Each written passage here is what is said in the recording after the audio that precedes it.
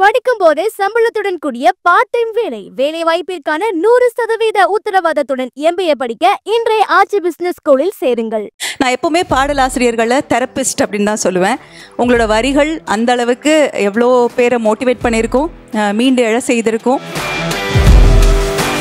உலக மொழிகளில் அதிகம் எழுதப்பட்டது கவிதைகள் தான். அதுவும் அந்த கவிதைகளுள் அதிகமானது காதல் கவிதைகள் தான். அப்படி இருந்தும் கூட நான் கவிதை புத்தகம் படித்ததே கிடையாது வாழ்க்கையில். நான் படித்த முதல் கவிதை புத்தகம் மகாபிடாரி தான். கம்யூனிஸ்டுகள் நடத்திய மாநாட்டு பந்தலில் சோற்று பொட்டலம் விட்டுருக்கின்றேன். ஏன்னா கம்யூனிஸ்ட் மாநாட்டுக்கு போனால் நீ தான் காசு கொடுத்து வாங்கி சோறு தின்னும், அவங்க துடு கொடுக்க மாட்டாங்க. எனக்கு பெண்களை எப்படி சித்தரிப்பாங்கங்கிறது பார்த்தா மென்மை இந்த மாதிரி நிறைய வார்த்தைகள் யூஸ் பண்ணுவாங்க. அதுக்கும் எனக்கும் சம்மந்தமே கிடையாது. ஸோ படித்தா என்னால் பெண்ணாக கூட ஃபீல் ஆக முடியாதுங்கிறதுனாலே நான் படிக்க மாட்டேன். ஆனால் எப்போ இந்த புக்கு கையில் வந்ததோ, மகா பிடாரின்னு பேர் இருந்ததோ, அப்போவே எனக்கு காதல் கவிதைகள் எல்லாமே. யுகபாரதி அவர்கள் எழுதிய மகா பிடாரி கவிதை தொகுப்பு பற்றியும் அவரை பற்றியும் பேச தொகுப்பாளர் RJ டொஷிலா அவர்களை அன்போடு பேச அழைக்கிறேன். அவர்களோடு சமூக செயற்பாட்டாளர் மார்க்ஷியா அவர்களையும் அன்போடு பேச அழைக்கிறேன். நான் ஒரு வானொலி தொகுப்பாளர். நான் எப்போவுமே பாடலாசிரியர்களை தெரபிஸ்ட் அப்படின்னு தான் சொல்லுவேன். உங்களோட வரிகள் அந்த அளவுக்கு எவ்வளோ பேரை மோட்டிவேட் பண்ணியிருக்கோம், மீண்டு எழ செய்திருக்கோம். அதனால் முதல்ல உங்களுக்கு என்னுடைய மனமார்ந்த நன்றிகள். ரொம்ப ரொம்ப தேங்க்யூ சார். இது from the bottom of my heart I am telling it to you. Thank you so much. Yugabharathi சாருக்கு மட்டும் இல்லை, நான் இதில் எல்லாருக்குமே சொல்ல நினைப்பேன். நான் இருக்கிற துறையில் எனக்கு ஒரு மிகப்பெரிய பெருமிதம் உண்டு. ஏன்னா பாடலாசிரியர்களின் பெயரை சேர்த்து சொல்லக்கூடியவர்கள் வானொலி தொகுப்பாளர்கள். ஏன்னா இன்றைக்கும் ஒரு பாட்டு எழுதுனாங்க அப்படின்னா அந்த பாட்டு யார் எழுதுனாங்க அப்படிங்கிறது நிறைய இடங்களில் சொல்கிறது இல்லை.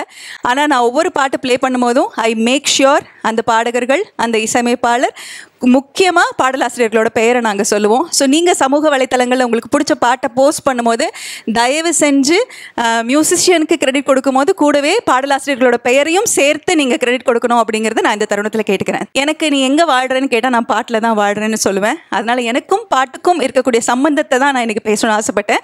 பின் வரிசையில் நடனமாடிய அந்த பெண்ணுக்கு உன்னுடைய ஜாடை, பின் வரிசையில் நடனமாடிய அந்த பெண்ணுக்கு உன்னுடைய ஜாடை, வரிசை எதுவென்பது முக்கியமில்லை, உன்னை நினைவூட்டியதால் அவள் முன்னுக்கு வர வேண்டும் என பிரார்த்தித்து கொண்டேன். Wow sir, wow sir. நம்ம ஒருத்தவங்களை லவ் பண்ணுவோம், அவங்க நல்லா இருக்குன்னு நினைப்போம். நம்ம ஊர்லலாம் சொல்லுவாங்க, உன்னை போல் ஒரு பையனை பார்த்தேன், இதெல்லாம் ரொம்ப வாஞ்சியான வார்த்தை. ஆனால் ஒன்றை மாதிரியே இருக்கிறதுனால அவள் வரிசை எதில் இருக்கணும்லாம் இல்லை, அவள் அடுத்த வாட்டி கண்டிப்பாக முன்னுக்கு வந்திருக்கணும்னு நினைக்கிறீங்கல்ல சார். அதுதான் சார் பியோர் லவ். அந்த லவ் எனக்கு இந்த கவிதையில் ரொம்ப ரொம்ப பிடிச்சிருந்தது. இது எனக்கு இன்னமும் பிடிச்சிருந்தது சார். பொதுவாகவே காதலியை எங்கள் அம்மா மாதிரி இருக்கணும் அப்படின்ற ஒரு விஷயத்தில் தான் பார்ப்பாங்க. உனக்கு எப்படி பொண்ணு வேணும், எங்கள் அம்மா மாதிரி அப்படின்றத சொல்லுவோம். ஆனால் நீங்கள் அதெல்லாம் தாண்டி நீங்கள் மேலே போயிட்டீங்க. எனக்கு அதனாலே எனக்கு ரொம்ப பிடிச்சி போச்சு சார். எப்போ அது அம்மா மாதிரினா அடி வாங்குவேன்னு சொல்லணும்னு தோணும் எனக்கு. நைந்த சேலை, லேசாக நரைத்த தலை, பொழுதா பொழுதிற்கும் புரணி பேச்சு, நடுங்கிய கையால் உப்பையோ உரைப்பையோ கூட்டிவிடும் சமையல், முணுக்கென்றால் மொனக்கண்ணில் நீரென என் அம்மாவின் எந்த சாயலும் உன்னிடமில்லை, பிறகெப்படி இணை வைப்பேன், வாழ்வு நெடுகிலும் இதயத்தில் சுமக்க ஏங்கும் உன்னை, ஈரைந்தே மாதம். ஈரைந்துன்னு நீங்கள் சொல்லியிருந்தா கூட நான் சரி ஓகே அப்படின்னு இருப்பேன். ஈரைந்து அவ்வளோதானே, 10 மாதம் தானே, எதுக்கு நான் உன்னை பக்கத்தில் வைப்பேன் அப்படின்னு நீங்கள் சொன்னீங்கல்ல. ஈரைந்தே மாதம் வயிற்றில் சுமந்தவளுடன். ஸோ ஃபர்ஸ்ட் டைம் இந்த அம்மா சென்டிமெண்ட் இதெல்லாம் தாண்டி நீங்கள் ஒரு காதலி அப்படிங்கிற ஒருத்தவங்களுக்கு ஒரு நம்ம கூடவே வரக்கூடிய இன்னொரு பெண்ணின் மரியாதையை, மதிப்பை ரொம்ப அழகாக சொல்லியிருந்தீங்க. அதனால் இந்த கவிதை எனக்கு ரொம்ப ரொம்ப special sir. Thank you so much. தோழர்கள் அனைவருக்கும் வணக்கம். யுகபாரதி தோழரோட இந்த மகாபிடாரி புத்தகத்தில் ஆசிரியர் உரை படிக்கும்போது அதில் சொல்லியிருப்பாரு, உலக மொழிகளில் அதிகம் எழுதப்பட்டது கவிதைகள் தான். அதுவும் அந்த கவிதைகளுள் அதிகமானது காதல் கவிதைகள் தான். அப்படி இருந்தும் கூட நான் கவிதை புத்தகம் படித்ததே கிடையாது வாழ்க்கையில். நான் படித்த முதல் கவிதை புத்தகம் மகாபிடாரி தான்.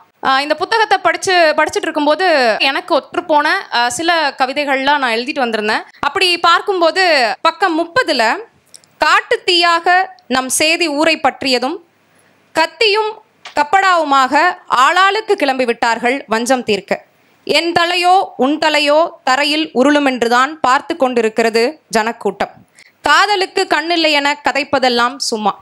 அப்படியே பக்கம் 32 கண்ணீர் அஞ்சலி போஸ்டர் ஒட்டப்பட்டிருந்த வீதி வழியே போகையில் சட்டென்று உன் முகம் எதற்கோ வெளிற்றிற்று, அதன்பின் உன் உரையாடலில் தென்பட்ட நடுக்கத்தை என் எந்த நகைச்சுவை பேச்சாலும் மாற்ற முடியவில்லை. ஆணவ கொலைக்கு ஆட்பட்ட ஒருவர் சமூகத்தின் சமநிலையை குலைத்துவிட இயல்பின்றி சிரிக்கிறோம் நீயும் நானும். ஆணவ படுகொலை. இந்த இடத்துல ஆணவம் அப்படின்னா எல்லாரும் என்னன்னு சொல்லுவோம்? என்ன சொல்லுவீங்க ஆணவம் அப்படின்னா? ப்ரைடு அப்படின்னு சொல்லுவோம். அது டிரான்ஸ்லேஷன். இந்த இடத்துல இந்த ஆணாதிக்க சமூகம் அதோட ப்ரைடு எங்கே வச்சிருக்கு தெரியுமா? பெண்ணினுடைய ரீப்ரொடக்டிவ் ஆர்கனான யுட்ரஸில், கருப்பையில் தான் இந்த ஆணாதிக்க சமூகம் அதோடைய ப்ரைடை வச்சிருக்கு. இந்த கருப்பையிலிருந்து வரக்கூடிய குழந்தை, அந்த வாரிசு என்னுடைய சமூகத்தை சார்ந்ததாக இருக்கணும், என்னுடைய சொத்து என்னுடைய சமூகத்தை சார்ந்தவருக்கு தான் போகணும் அப்படிங்கிற ப்ரைடு தான் ஆணவம். அந்த ப்ரைடின் அடிப்படையில் பண்ணக்கூடிய கொலைகளை தான் ஆணவ படுகொலைகள் அப்படின்னு நம்ம சொல்கிறோம். இந்த ஆணவ படுகொலைகளுக்கு இன்னமுமே சிறப்பு சட்டம் அமல்படுத்தப்படலை அப்படிங்கிறது ஒரு வேதனைக்குரிய ஒரு விஷயம்தான்.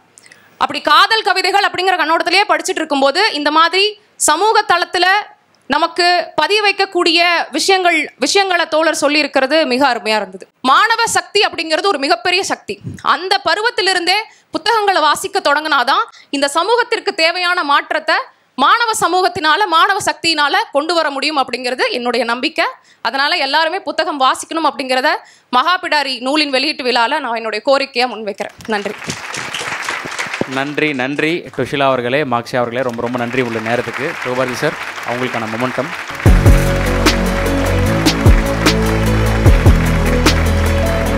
சமூக செயற்பாட்டாளர் தோழர் செல்வா அவர்களை அன்போடு பேச அழைக்கிறேன். ஒரு எளிய கிராமத்து பெண்ணில் இன்றைக்கு தன்னுடைய மொழி ஆளுமையினால் இன்றைக்கு அவர் உழைப்பினால் அவர் உயர்ந்து நிற்கின்றார். அந்த வகையில் அவருடைய ஒரு தொகுப்பு குறித்த அறிமுகத்துக்காக என்னை பேச அழைச்சி நான் நன்றி தெரிவிச்சுக்கிறேன். சரி, அப்படி என்னதாண்டா எழுதிட்டார் தலைவன் சொல்லிட்டு வந்தா, இவர் காதல் என்னன்னா புரட்சி காதல்ன்றார். அது என்னடா புரட்சி காதல் அப்படின்னு பார்த்தீங்கன்னா, இது நம்ம ஏரியா, இது நாங்களும் ஒரு கம்யூனிஸ்ட் கட்சியில் நடத்திட்டு இருக்கோம், உண்டி குளிக்கிட்டு போராட்டம் பண்ணிட்டு இருக்கோம். இவர் சொல்றாரு, கம்யூனிஸ்டுகள் நடத்திய மாநாட்டு பந்தலில் சோற்று பொட்டலம் விட்டுருக்கின்றேன். ஏன்னா கம்யூனிஸ்ட் மாநாட்டுக்கு போனா நீ தான் காசு கொடுத்து வாங்கி சோறு தின்னும், அவங்க துடு கொடுக்க மாட்டாங்க.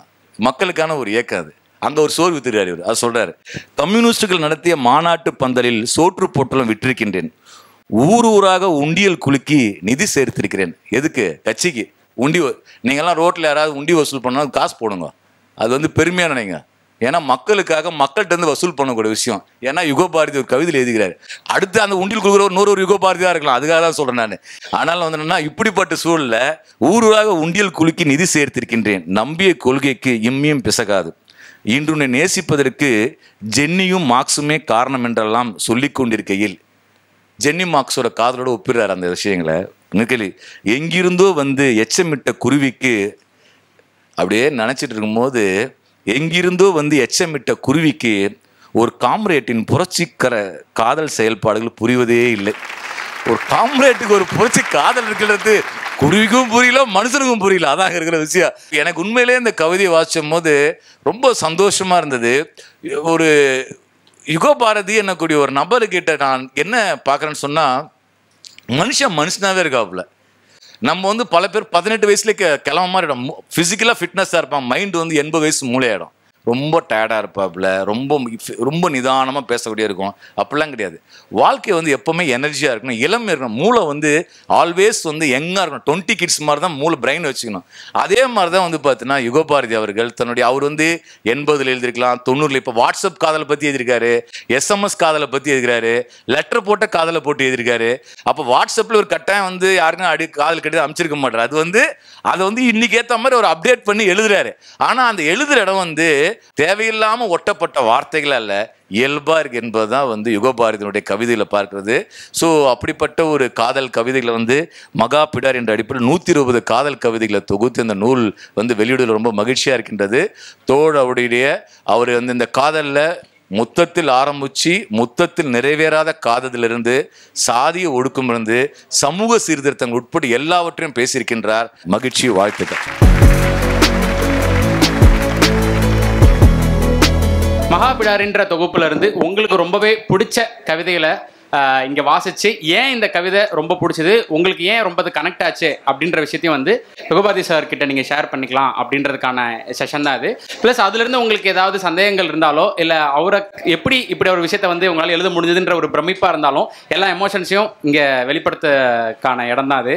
ஸோ ஆரம்பிச்சிடலாம். வணக்கம் ஐயா, என் பேர் பிரீத்தி. இந்த கவிதை வந்து நாங்கள் 3 பேர் படித்தோம். 3 பேருக்கும் 3 விதமாக புரிஞ்சுது.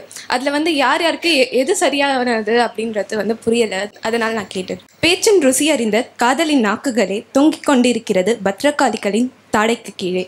இது ஒருத்தர் என்ன சொன்னாங்கன்னா, பேச்சின் ருசி அறிந்த அந்த நாக்கு தான் வந்து காதல் வேணான்றதுனால வெளியே தொங்குதுன்னு ஒருத்தர் சொன்னாங்க. இன்னொருத்தவங்க வந்து பேச்சின் ருசி அறிஞ்சிட்டாங்க, அடுத்து வந்து அவங்க காதலியை வந்து பத்ரகாளியாக எழுதியிருக்கிறதாவும் அது வந்து வேற எதையோ ருசிக்குது தாடைக்கு கீழே, அது மாதிரி சொல்லுவாங்க. எனக்கு என்ன புரிஞ்சுது அப்படின்னா, பேச்சின் ருசி அறிந்த அந்த காதலி வந்து வீட்டில் மாட்டிக்கிட்டு அதுக்கப்புறம் வந்து பத்ரகாளின்னு அவளை சொல்லி அதுக்கப்புறம் வந்து தூக்கில் தொங்க விட்டாங்களோ, அதுதான் அவனாக்கு வந்து வெளியே வந்து தாடைக்கு கீழே தொங்குதோ அப்படின்ற மாதிரி ஒரு புரிஞ்சு. இதில் எது நீங்கள் நினச்சி எழுதுனீங்க? ஒரு கவிதை என்னுடைய ஆக சிறப்பான பார்வைங்கிறது இந்த பொண்ணு சொன்னது தான். இந்த 3 பார்வையுமே நான் நினைக்கல.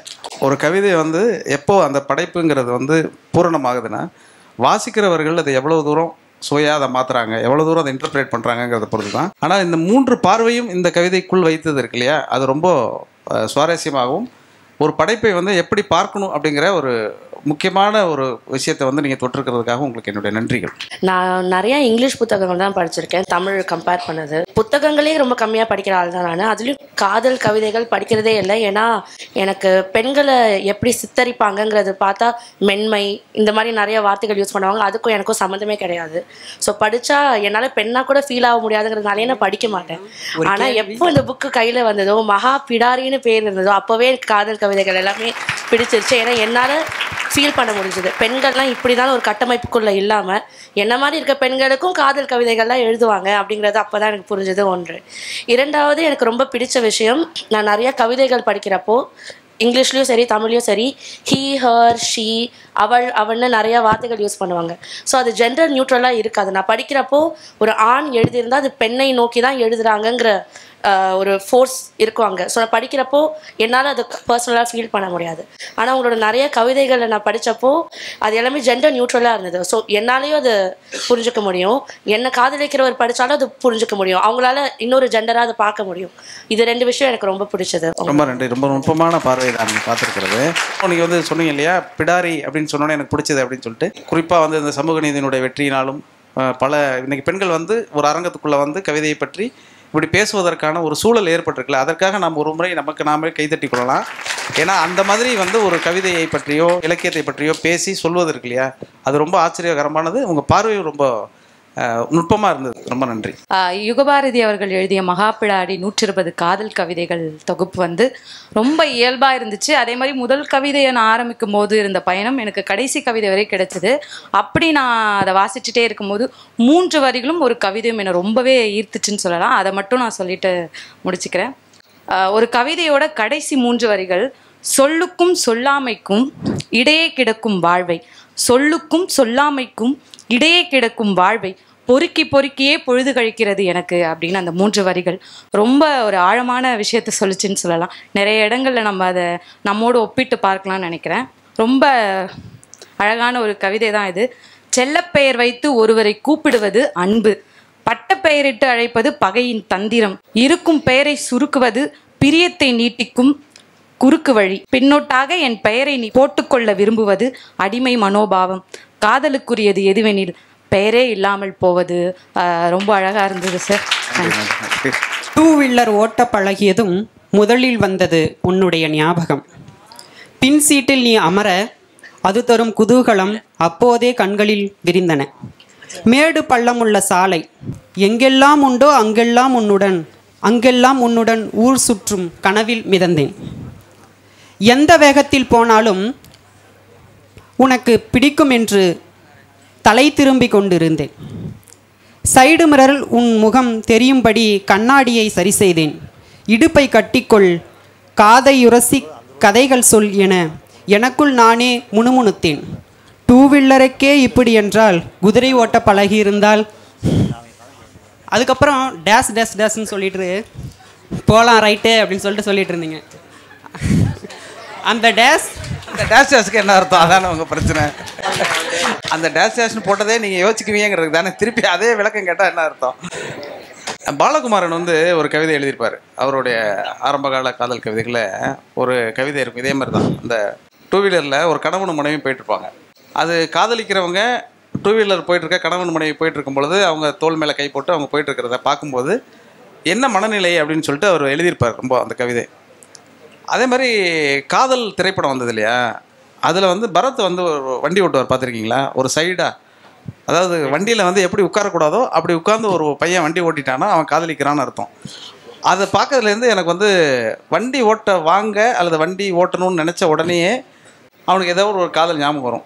பெண்களுக்கும் இப்படி தான், ஆனால் அது பெண்கள் சொல்ல மாட்டாங்க. அப்படிங்கிறதுனால இந்த வண்டி ஓட்டுறதுங்கிறது வாழ்க்கையவே ஏதோ வண்டி ஓட்டிகிட்ருக்கேன் அப்படின்னு நம்ம சொல்கிறோம்ல, நம்ம வாழ்க்கையை என்னங்க எப்படி என்ன போயிட்டுருக்கேன், ஏதோ வண்டி ஓட்டிகிட்ருக்கேன் அப்படின்னு சொல்லுவாங்க. அதை வண்டி ஓட்டிகிட்ருக்கேன் அப்படின்னாலே நான் காதலோடு இருக்கிறேங்கிறது தான் அர்த்தம் அப்படின்னு நானாக புரிஞ்சுக்கிட்டு எழுதின கவிதை தான் இது. நான் இந்த கவிதை தொகுப்பு நிறைய கவிதைகள் படித்தேன். எனக்கு ரொம்ப ரிலேட்டடாக இருந்த ஒரு கவிதை. ஏன்னா என்னுடைய சீனியர்லாம் எனக்கு பண்ணாங்க, நானும் என்னுடைய ஜூனியர்கள்லாம் அதை பண்ணியிருக்கேன். அந்த கவிதையை நீங்கள் வந்து எழுதியிருக்கீங்க, உங்களுக்கும் பண்ணிருப்பாங்கன்னு நினைக்கிறேன். ராக்கிங் கவிதை. கல்லூரி முதலாண்டில் ராக்கிங் செய்த சீனியர்கள் யாரையாவது காதலிப்பதை போல நடத்தி காட்ட சொல்லி நச்சரித்தார்கள். முடியவே முடியாதென்று முரண்டு பிடித்தேன். கன்னத்தில் அறை விழ கைகளை முறுக்கி காலால் எட்டி உதைத்தேன். படிக்க விடாமல் செய்திடுவோம் என்று கூட மிரட்டினார்கள். எதற்கும் அசரவில்லை. நானாவது நடிப்பாவது. உண்மையாகவே உன்னை காதலித்த விஷயம் இப்போதாவது அவர்கள் தெரியட்டும். நீங்கள் விடுதலை தங்கி? ஆமாம், நான் விடுதலை தங்கியிருந்தேன். அந்த அனுபவங்கள் பற்றி அந்த விடுதி வாழ்க்கை. எங்கள் இதில் வந்து எங்களுக்கு சீனியர் ஒருத்தர் இருந்தார். அவர் வந்து சூப்பர் சீனியர். அவர் நாங்கள் ஃபஸ்ட் இயர் போன உடனே என்ன பண்ணார்னா, இதே மாதிரி ரேக்கிங் பண்ணி காதலிக்கிற மாதிரி நடிங்க அப்படின்னு சொன்னாங்க. காதலிக்கிற மாதிரி நடிக்கிறதுனா உண்மையிலே காதலிச்சிடலாம், ஆனால் நடிக்க முடியாதுல்ல. அப்புறம் நடிக்கிறவனுக்கு காதல் வராது, காதலிக்கிறவனுக்கு நடிப்பு வராது. நான் உடனே வந்து எப்படியே நின்றுட்டே இருந்தேன். அப்போ வந்து அந்த தாடி வச்சுட்டு அவர் வந்தார். அவர் பேர் உதயகுமார். இப்போ எங்கே இருக்காருன்னு தெரியல, எப்படி இதை பார்த்தோன்னே கூப்பிடுவார்னு நினைக்கிறேன். அவர் அங்கேருந்து வந்தார். வந்தவனுங்களெல்லாம் திட்டினார். அவருக்கு என்னென்னா, நீங்கள் ரேக்கிங் பண்ணுறது பிரச்சனை கிடையாது, பட் லவ்வை சொல்லி ரேக்கிங் பண்ணக்கூடாது. ஏன்னா அவர் ஒரு மிகச்சிறந்த காதலனாக வாழ்ந்திருக்காரு. 3 வார்த்தை சொன்னார் அவர். Love is impossible, love is dangerous, love is poison. இதை 3 சொன்னார். சீரியஸாக அந்த 3 வார்த்தையை எனக்கு மனசுக்குள்ளே பதிஞ்சதில் இருந்து எப்போல்லாம் அந்த உதயகுமார் முகமும் தாடியும் ஞாபகத்துக்கு வருதோ அப்போல்லாம் love is impossible, love is dangerous, love is poison, இது 3 மனசில் வந்து ஒரு காதல் கூட வாய்க்காமல் போன சோகத்தில் ஒரு கவிதை எழுதிட்டு வந்தேன். அதுக்கு என்ன காரணம்னு வேற கேட்டால் இதுதான் காரணம். ரொம்ப சந்தோஷம் அந்த கவிதை தேர்வு செய்து. ஊதிக்கொண்டிருந்த சிகரெட்டை உன்னை பார்த்ததும் முதுகுக்கு பின்னே மறைத்த சரவண பெருமாள் நேற்று முன்தினம் வந்து அந்த பொண்ணு ஏதாச்சும் சொல்லிச்சாடா என்றான். ஒரு காதலுக்காக எத்தனை பேர் பயந்து பயந்து வாழ்கிறோம் என்று தெரிகிறதா? இதில் வந்து எனக்கு அந்த சரவண பெருமாள் யாரை சொல்கிறீங்க இல்லை எதை குறிப்பிட்றீங்கன்றது. சரவண பெருமாள் வந்து திருட்டு தம் அடிக்கிறான். குறுக்க வந்து நம்ம லவர் போயிட்டுருக்கு. அவன் என்ன ஒரு மரியாதை கொடுக்குறான்னா, நம்ம லவருங்கிறது நமக்கு சகோதரி மாதிரி, நமக்கு வந்து உயர்வான ஒரு பெண் இல்லையா. உடனே சிகரெட் அவர் மறைச்சிடுறான். அதாவது மரியாதைக்குரியவர்கள் குறுக்க வந்தால் சிகரெட்டை மறைக்கணுங்கிறது ஒரு மரபு. நீங்கள் பெண்ணாக இருக்கிறதுனால தெரியலன்னு நான் நினைக்கிறேன். சிகரெட்டு மறைக்கிறதுக்குள்ளே ஒரு லவ் இருக்குது, அதனால் அதை மறைச்சிட்டா. மறைச்ச உடனே இவன் திரும்பி போய் சொல்கிறான்ல, நான் வந்து சிகரெட் குடிச்சிட்டு இருக்கேன், உன் ஃப்ரெண்டோட சேராத, அந்த ஃப்ரெண்டோட சேர்ந்தா நீ கெட்டு போயிடுவேன்னு சொல்லி எதுவும் சொன்னாலாடா அப்படின்னு அவன் கேட்குறான். அதுதான் மேட்ரு. யுகபாரதியை பற்றி எல்லாம் சொல்லும்போது என்ன சொல்லுவாங்கன்னா, ரொம்ப எளிமை. ஏன்னா உண்மையிலே சொல்லப்போனால் எளிமை தான் கம்பீரம். 7 வருஷத்துக்கு முன்னாடி பார்த்த போட்ட வீடியோ அதுலேருந்து நான் பார்த்தேன் நேற்று. அதே வாட்சி கட்டிட்டு இருக்கீங்க நீங்கள் சார். பயங்கரமான ஆளாக இருக்காப்புல சார். காதல் கவிதை அப்படிங்கிற பேரில் வந்து உள்ளுக்குள்ளே வந்து அவர் கையை பிடிச்சிட்டு இந்த சமூகத்தோட எல்லா விஷயங்களையும் அவர் இட்டு செல்கிறார். அதுதான் ரொம்ப முக்கியமானது. மகாபிடாரி 120 காதல் கதைகள்னு நீங்கள் எழுதிருக்கீங்க. பட் எப்படி சங்க இலக்கியத்தில் இடைச்செருகள்னு ஒன்று இருக்கோ அது மாதிரி இது முதலா இடை கடைச்செருகலான்னு தெரியல. பட் ஆனால் இந்த தொகுப்பில் 121 கவிதைகள் இருக்குது.